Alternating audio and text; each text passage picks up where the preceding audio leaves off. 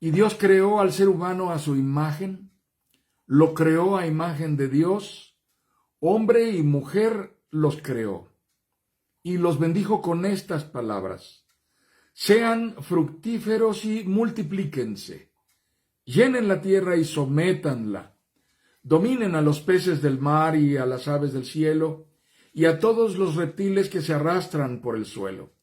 También les dijo: yo les doy de la tierra todas las plantas que producen semilla y todos los árboles que dan fruto con semilla. Todo esto les servirá de alimento, y doy la hierba verde como alimento a todas las fieras de la tierra, a todas las aves del cielo y a todos los seres vivientes que se arrastran por la tierra. Y así sucedió.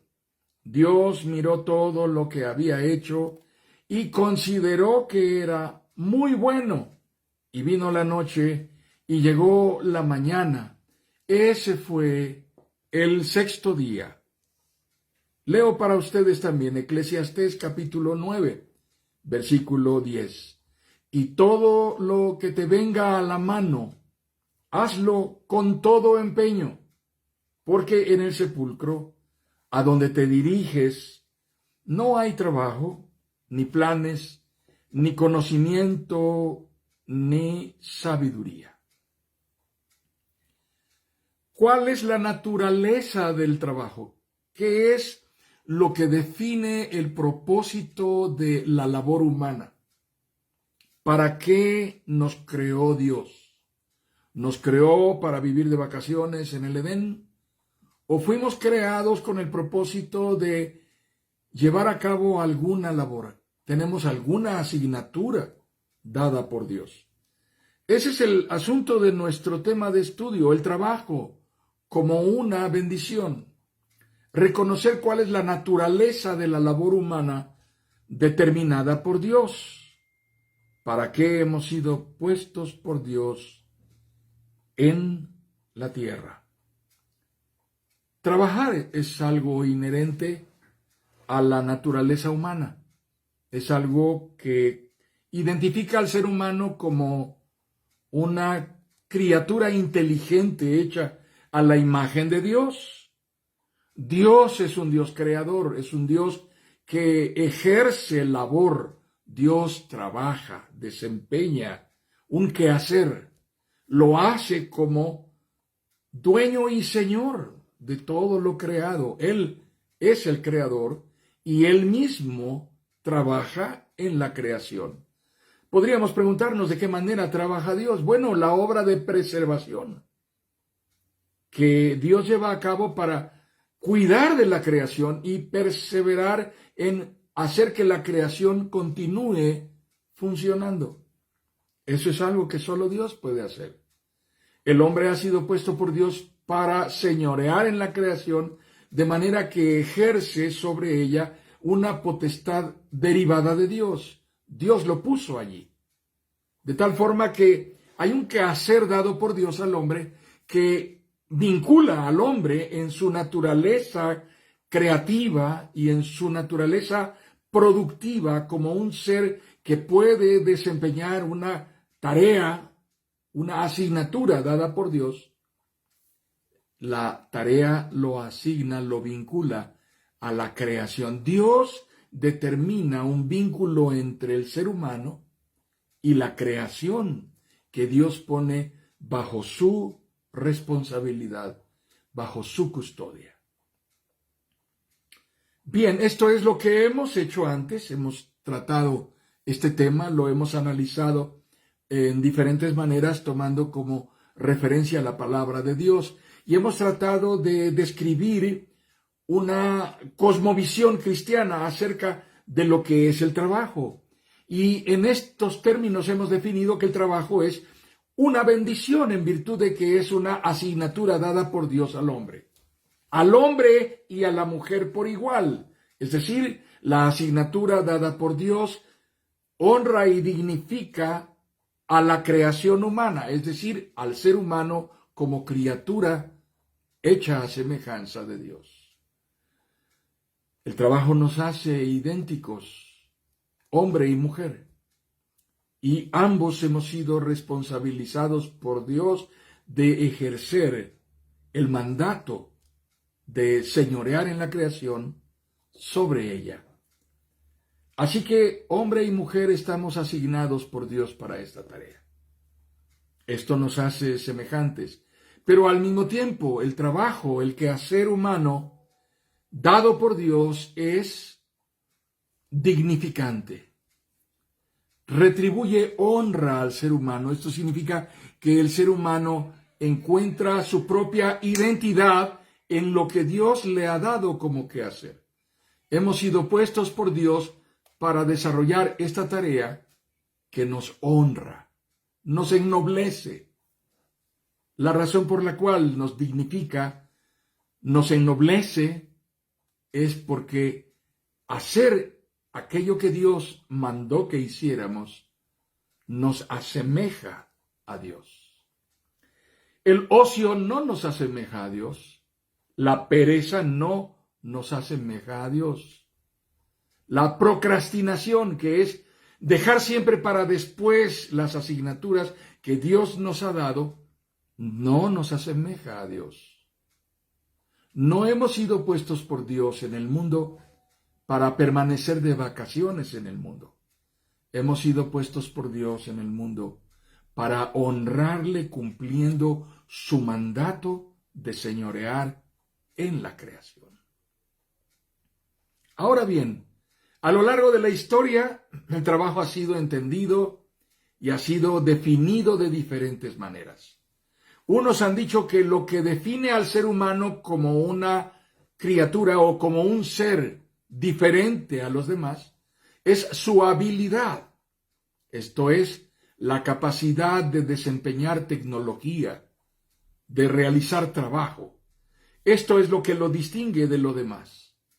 Nosotros como creyentes en Jesucristo creemos que esto es una verdad a medias, porque si bien el ser humano puede desempeñar cierta tecnología más avanzada, puede crear y desarrollar habilidades que se van perfeccionando a medida que el hombre las desempeña, puede adquirir grandes destrezas y superar los estándares que había adquirido para tener una destreza o habilidad mucho más avanzada que la anteriormente encontrada o descubierta o adquirida. Podemos decir que también hay animales que pueden aprender ciertas habilidades. Pueden ser entrenados para desempeñar ciertos trabajos. Algunos de ellos pudieran mostrarse más aptos que otros.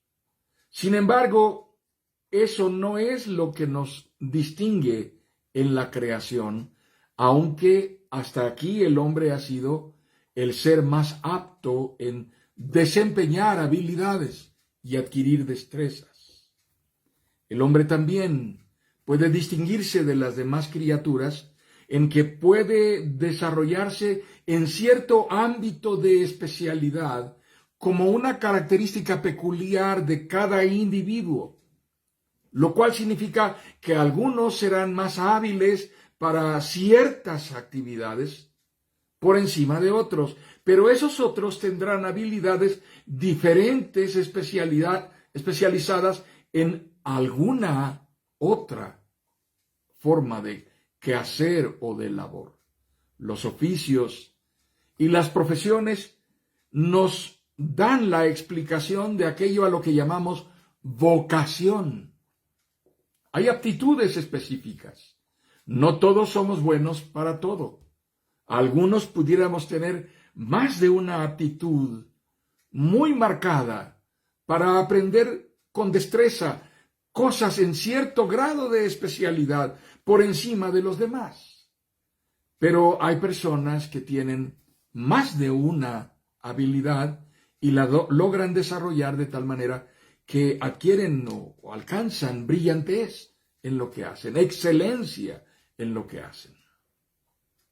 No todos somos buenos para ser científicos, no todos somos buenos para los números, No todos somos buenos, aun para las labores que pudieran parecer más modestas. No todos somos buenos para ir a la cocina.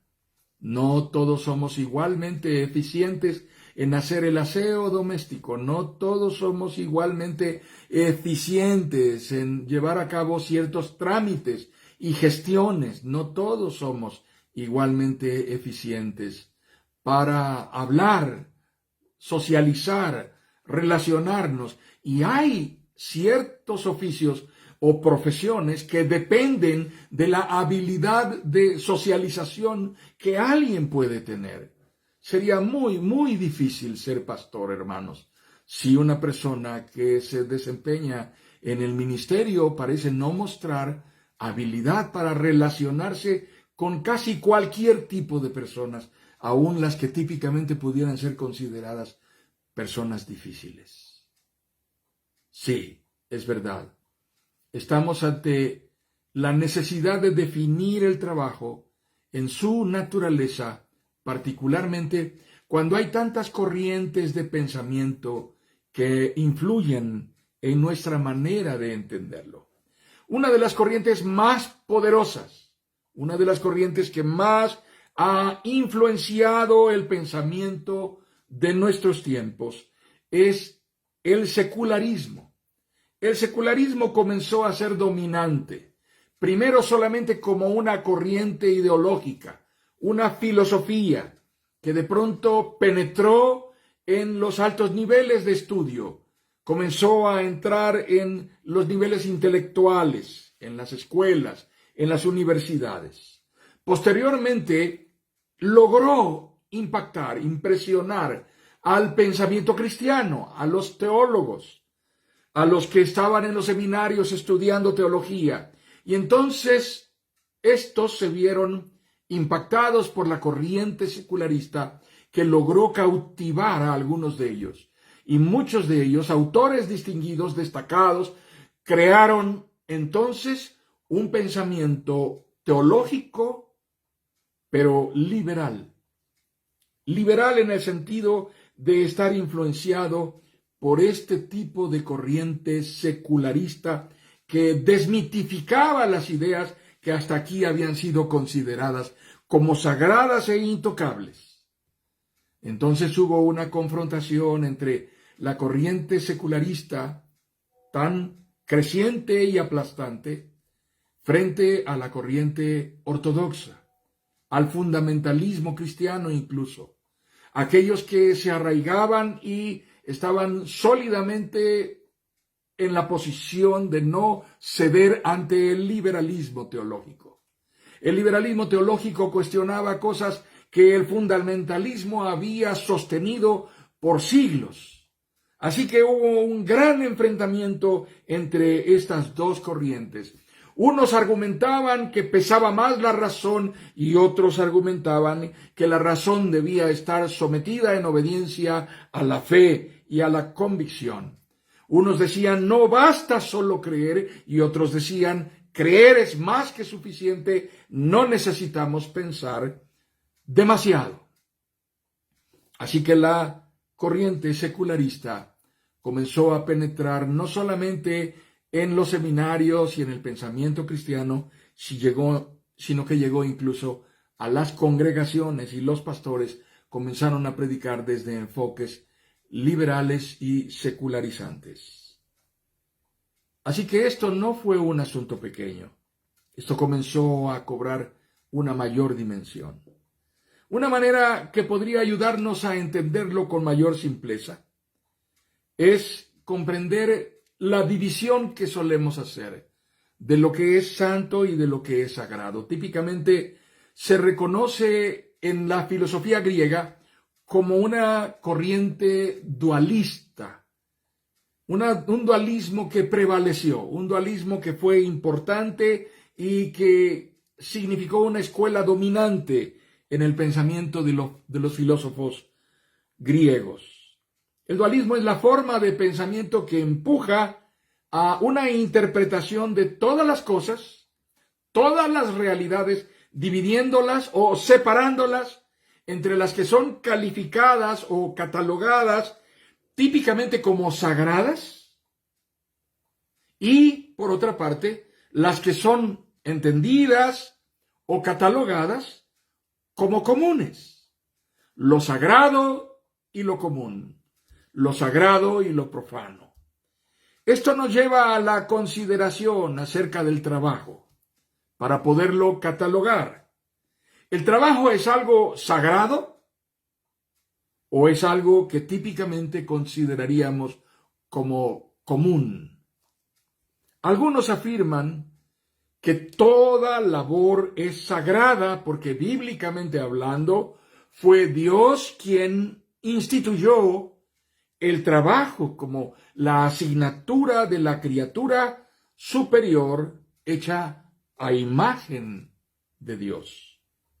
El trabajo fue instituido por Dios como una asignatura divinamente dada al ser humano como el ser creado a imagen de Dios. Bien, pero hay quien niega ese enfoque y lo hace afirmando que algo tan común, algo tan ordinario como el trabajo, algo tan cotidiano, tan rutinario, que en algunos casos tiene que ver con actividades sucias y agobiantes, en otras circunstancias es algo tan racional, tan científico, que de ninguna manera podría ser considerado algo sagrado. En realidad es algo bastante rutinario, cotidiano y común, algo ordinario. Cuando asumimos este enfoque sin darnos cuenta, hacemos algo que parece no tener importancia. Parece no tener importancia, pero sí la tiene. Terminará por colapsar nuestros sistemas de referencia en todos los sentidos, de todas las maneras. Me refiero particularmente a la descalificación de lo que comúnmente llamamos sagrado y entre lo cual estamos catalogando la fe, la vida religiosa, el culto, la iglesia, la oración, el carácter cristiano. Y esto solemos meterlo en un apartado de nuestra vida. Desde la corriente secularista, esto lo vamos a separar y lo vamos a considerar como lo que todavía entendemos y catalogamos como sagrado. Al mismo tiempo lo que hacemos es construir una especie de compartimiento enorme en donde vamos colocando todo lo demás, nuestros hábitos, nuestro lenguaje, nuestras ideas, fuera de los ambientes típicamente sagrados como pudieran ser el templo o nuestra relación de la iglesia.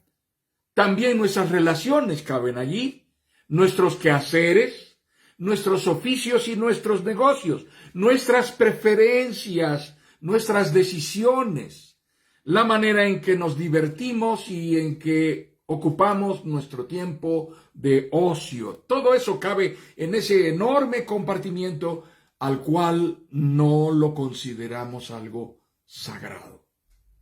Entonces tenemos lo sagrado que tiene que ver con ir al templo, a la misa, al culto religioso, lo que tiene que ver con oración, lo que tiene que ver con una manera espiritual de vida. Y lo otro tiene que ver con lo material, con lo cotidiano, con lo rutinario, lo que es nuestra tarea y forma de vida ordinaria y común.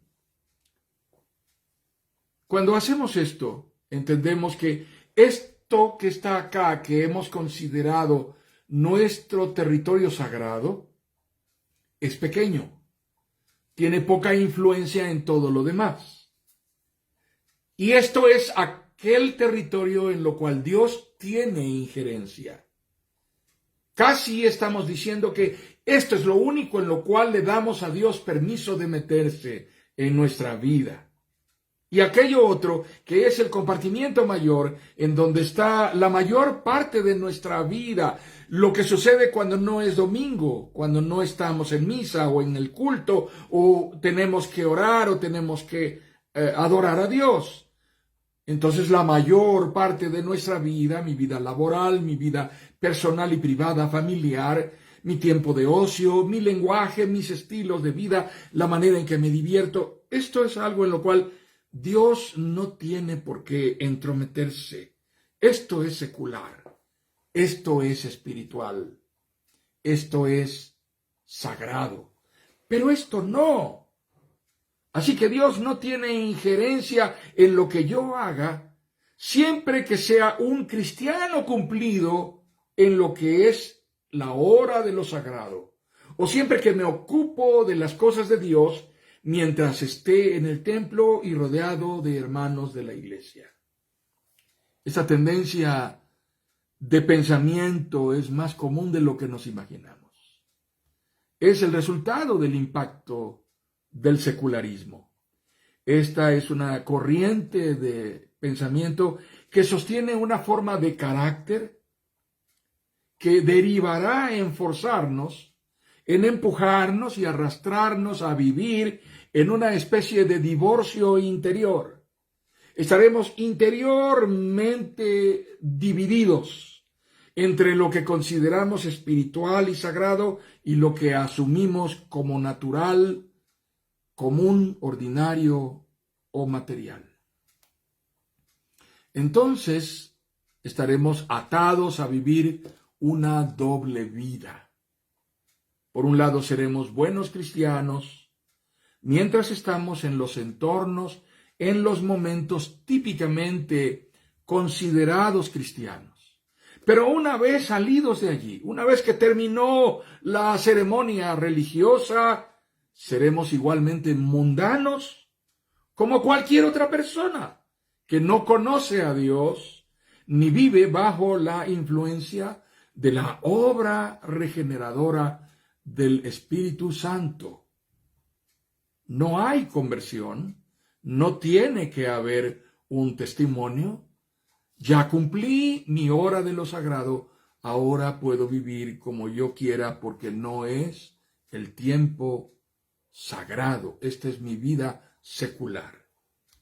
La poderosa corriente del secularismo ha conseguido construir una percepción de doble vida que constituye el estilo de cristianismo en el que muchos están viviendo engañados el día de hoy.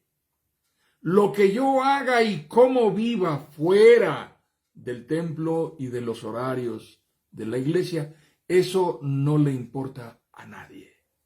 Nadie tiene por qué meterse en eso y es un asunto que yo arreglo con Dios.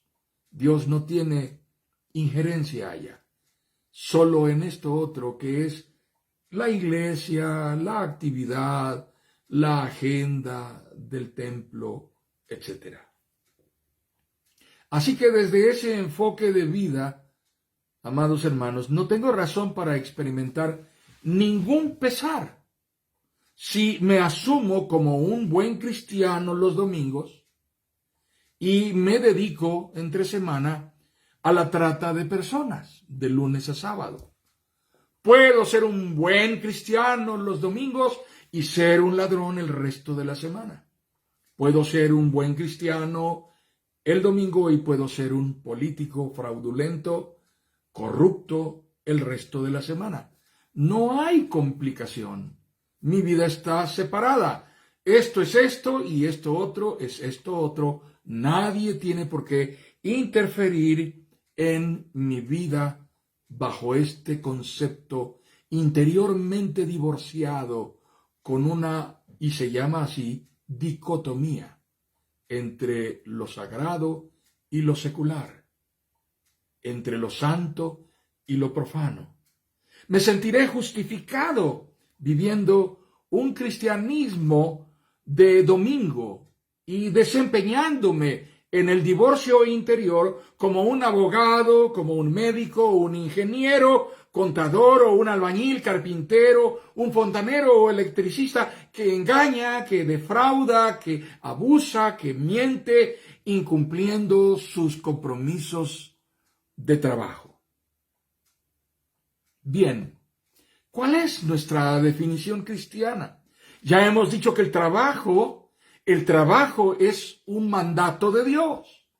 Lo es desde el Génesis capítulo 1, porque Dios ordenó al hombre creado a su imagen y semejanza, hombre y mujer, que desempeñaran una tarea designada, establecida por él. El trabajo es dignificante y es honroso para el hombre, porque el desempeño de la labor que fue ordenada por Dios para él lo asemeja a Dios. Entonces, lo que nos honra de desempeñarnos en nuestro trabajo, cualquiera que sea nuestro trabajo, es que al hacerlo nos asemejamos al Dios que nos creó y le honramos obedeciendo su mandato. Así que vamos a tratar de definir, y lo haremos en básicamente 5 puntos esenciales que quiero compartir con ustedes. ¿Cuál es nuestra cosmovisión cristiana? ¿De qué manera esta cosmovisión cristiana está fundada a partir de la narración bíblica de la creación del hombre y cómo esto tiene sentido, y a través de ella podemos entender con claridad que hay principios que nos dan respuesta puntual a la influencia del secularismo, y con lo cual podemos entender por qué no podemos vivir en ese divorcio interior, que es un engaño satánico para la cristiandad y para el mundo. En primer lugar, recordemos y enfaticemos lo ya dicho. Dios creó al hombre como un ser hecho a su imagen y semejanza, involucrando su yo físico como criatura y a la vez su yo interior, que es el ser espiritual que Dios puso en el hombre, a diferencia de las demás criaturas. Esto es lo que distingue al hombre de los demás seres creados. El hombre es semejante a Dios porque es un ser espiritualmente apto por Dios. Dios lo hizo y sopló en él de su espíritu viviente para hacerlo un ser viviente con todos los atributos que el hombre tiene derivados de la naturaleza de Dios. En segundo lugar, el hombre fue creado por Dios desde el principio con el propósito de desempeñar una asignatura, la asignatura de señorear en la creación, velando de ella como su principal labor y establecido así por mandato de Dios. El agrado de Dios es algo que el hombre alcanza obedeciendo el mandato que Dios le dio. Cada vez que el hombre se aparta del cumplimiento fiel del mandato establecido por Dios desde la creación, el hombre provoca un caos, el hombre provoca desorden, el hombre crea y establece desequilibrio en su entorno. En tercer lugar, nada de lo que el hombre hace en cumplimiento de ese mandato divino es ajeno a su naturaleza como ser creado a semejanza de Dios. Eso que el hombre hace en obediencia a Dios hace sagrada cada labor y cualquier labor realizada, porque es hecha en obediencia al mandato de Dios y al mismo tiempo es realizada para honrarlo a Él como creador y Señor soberano absoluto de la creación. Entonces entendemos que no hay ninguna labor ordinaria, no hay ninguna labor insignificante, no hay ninguna labor que no merezca reconocimiento, respeto o dignidad. En cuarto lugar, entendido bajo esta cosmovisión, teniendo esta comprensión panorámica, Todo trabajo es sagrado. Todo esfuerzo humano desempeñado en obediencia al mandato divino no solamente es digno, es honroso, altamente honroso. Es además legítimo como forma de vida. Y aún más, es noble. Y al ser noble, ennoblece al hombre. En quinto lugar, el desempeño de cada labor, cualquiera que ésta sea, siendo una labor honesta, siendo una labor decente, siendo una labor desempeñada con integridad, con honradez. Cada labor, cualquiera que ésta sea, realizada en obediencia al mandato de Dios, ha de cumplirse como un acto de adoración, como un acto de adoración, de la misma manera en que celebramos el culto de adoración al Dios vivo. Hacemos un devocional, oramos, leemos la palabra con reverencia, exactamente con la misma forma de devoción debemos desempeñar nuestra responsabilidad laboral.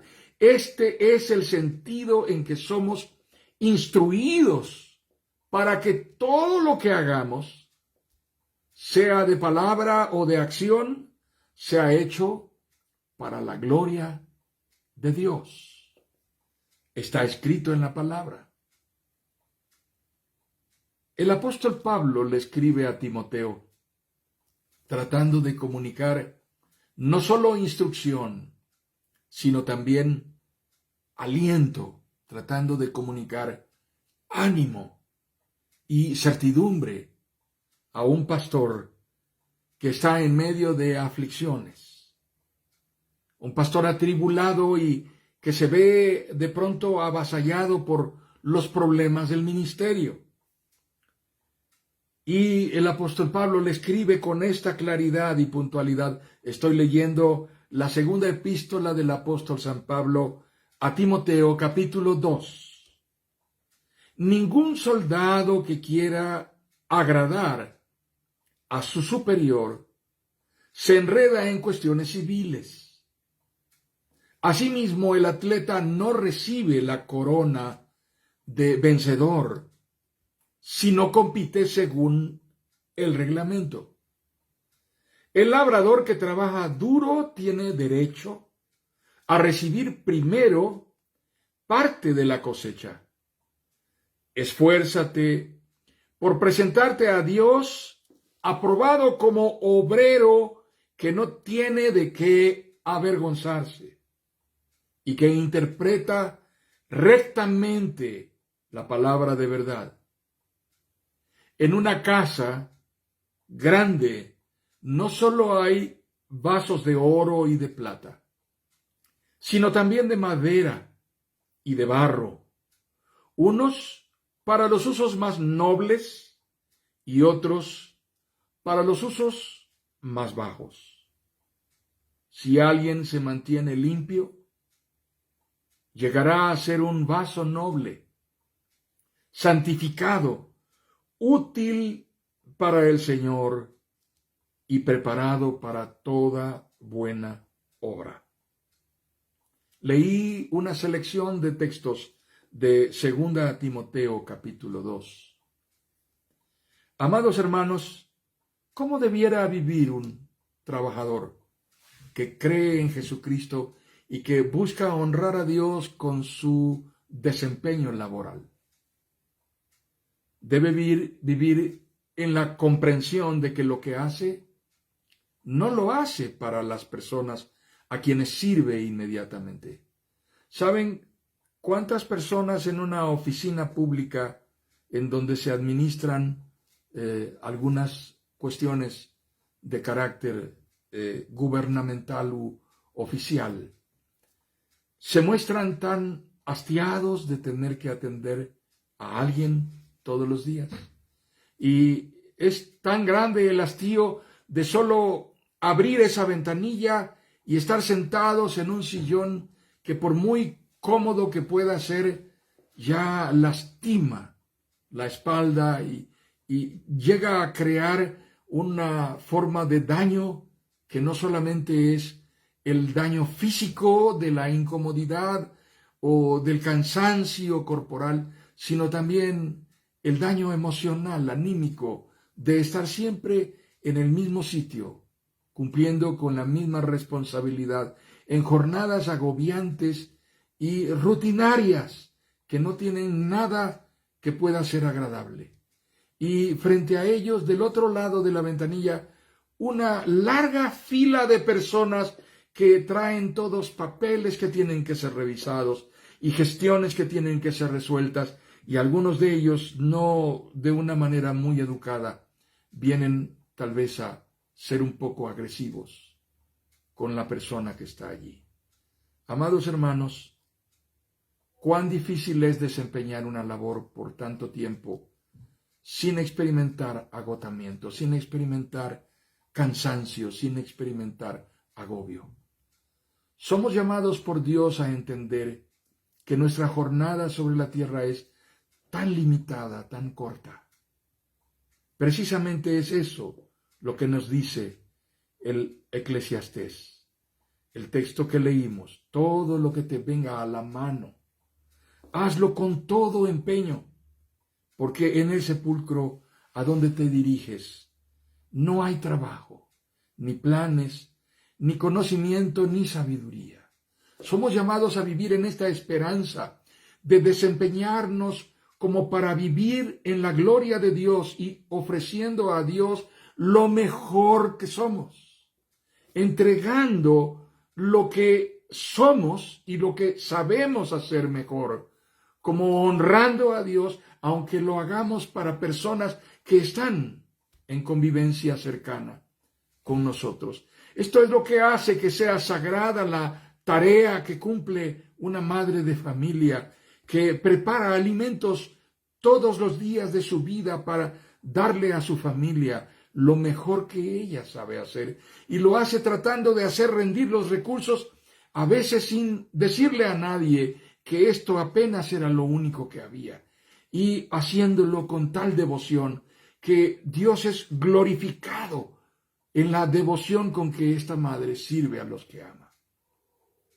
Es exactamente lo mismo que hace un padre de familia yendo al desempeño de sus quehaceres cada día en una labor que puede ser cansada, agobiante, y sin embargo va y vuelve a su casa contento y satisfecho a tener un poco de reposo, y tal vez ni siquiera alcance a despedir a sus hijos con un beso en la noche antes de que se duerman, porque ya los encuentra dormidos, y cuando salga al día siguiente a cumplir con la siguiente jornada, tampoco los encontrará despiertos, porque él se va demasiado temprano a encontrarse con su labor.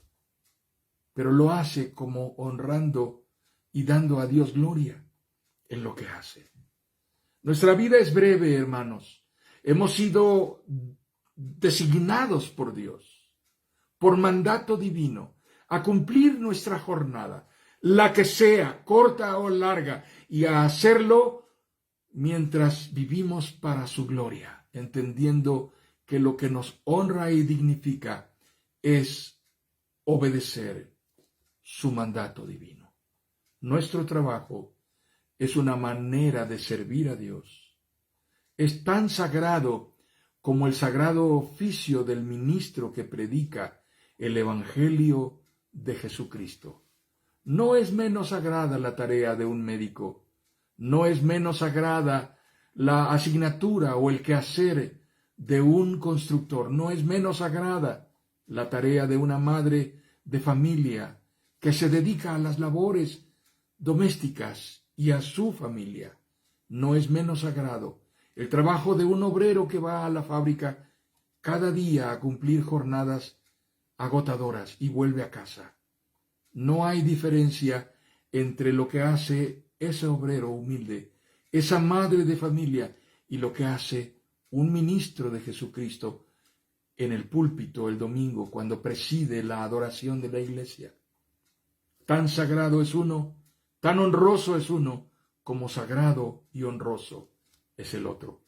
Lo que los hace sagrados es a quién estamos honrando y para quién lo estamos haciendo.